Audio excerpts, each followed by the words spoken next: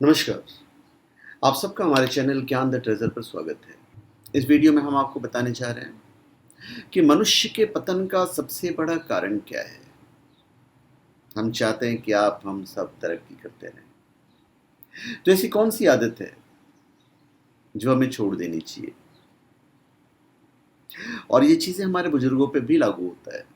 तो थोड़ा वीडियो लंबा होगा, पर हम चाहेंगे कि आप पूरा देखिए इसको, पूरा सुनिए इसको, ताकि हम सब तरक्की करें। और कोई भी स्पेशल प्रोडक्ट आप ओमजा.com या shivago.com से प्राप्त कर सकते हैं। जेन्युइन, ऑथेंटिक, लैब सर्टिफाइड और साथ में अभिमंत्रित भी। तो चलिए हम शुरू करते हैं। देखिए, प्रज्वलित दीपक को जब ढक दिया जाता है तो अंधेरा दूर करने की शक्ति खो देता है। इसी तरह जब हम अपने आसपास की दुनिया की अज्ञानता से आकर्षित होते हैं तो हम अपने जीवन की अनंत संभावनाओं का पता लगाने की शक्ति खो देते हैं। इसे शास्त्रों में आत्मविस्मृति कहा गया है। तो अपनी सत्य स्वरूप आत्मा का अनुसंधान करने से जगत के आकर्षण और विकर्षण दूर होने लगते हैं। भय, तनाव, चिंता और नैराश्य जन्य अज्ञानता ही है। जब किसी भी व्यक्ति के मन में ईर्ष्या उत्पन्न हो जाती है, वो उसके पतन का कारण बनती है। जहां काम, क्रोध, ईर्ष्या जाती है, वहां से फिर भगवान मालिक होते हैं। तो काम, क्रोध जहां आ गया, वहां से भगवान चले जाते हैं। फिर अभिमान। अभिमान समस्त दुखों और पापों का जड़ है।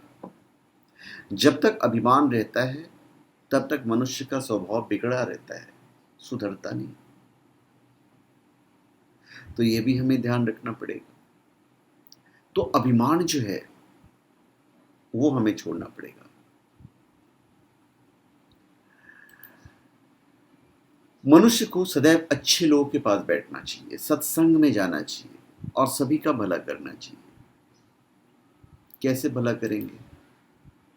बिना किसी को बताए भला करना होता है। श्री चैतन्य महाप्रभु जी ने अभिमान से बचने के बहुत ही सुंदर उपाय अपने ग्रंथ में शिष्टाष्टक में लिखा है। तृण्य से भी अधिक नम्र होकर, वृक्ष से भी अधिक सहिष्णु बनकर, स्वयं मान की अभिलाषा से रहित होकर तथा दूसरों को मान देते हुए सदा श्री हरि के कीर्तन में रत रहिए, दूर हो जाएगा। अज्ञानिता से दूर रहें आप। सेवा भावना, सत्संगति और सद्गुरु की बातें मानना भव तारण के सहज साधन है। अहंकार ही हमारा सबसे बड़ा शत्रु है। अहंकार जिसके भीतर होता है उसके शरीर से ही पता चल जाता है, उसकी चाल ढाल ही बदल जाती है। मनुष्य भूल जाता है कि जिस पर वो अहंकार कर रहा है वो उसकी पूंजी नहीं है, अभी तो लोगों का विश्वास है। इसलिए अहंकार से बचे, ईर्ष्या से बचे। ईश्वर का हर विधान प्रत्येक जीव के लिए कल्याणकारी है। कामना क्रोध की जननी है, लेकिन यह नहीं भूलें कि जब हम अपेक्षाएं करते हैं तो बहुत छोटे हो जाते हैं। प्राणी समूह में मनुष्य असाधारण शक्ति संपन्न, अतुल्य तेज और दैवीय क्षमता युक्त है।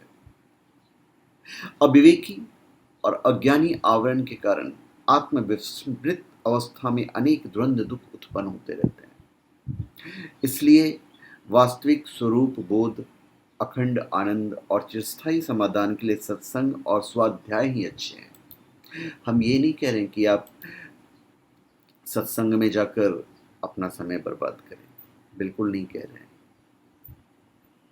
कहीं कोई जाने की आवश्यकता नहीं है, आप सुन सकते हैं। आजकल तो टेक्नोलॉजी है, हर चीज़ें लाइव आती हैं। तो अभिमान जो है वो सबको दुख देता है, आपको भी दुख देगा, दूसरों को भी दुख देगा। आध्यात्मिक व्यक्ति प्रतिकूल परिस्थितियों में भी सहज रहता है।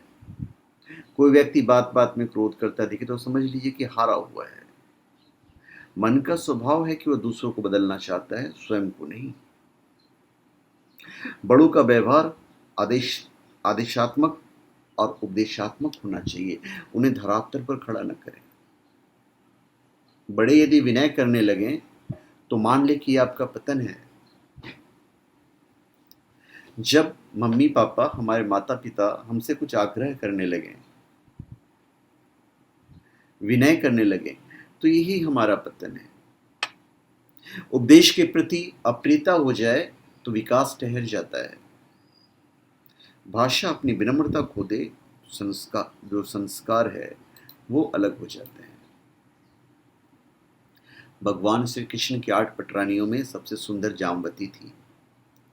जामवती के पुत्र सांब बलवान होने के साथ ही अत्यंत रूपवान भी थे। इस कारण सांब बहुत अभिमानी हो गए थे। अपनी सुंदरता का अभिमान ही उनके पतन का कारण बना था। क्या हुआ था कि एक बार रुद्रावतार दुर्वासा मुनि द्वारकापुरी पहुंचे थे।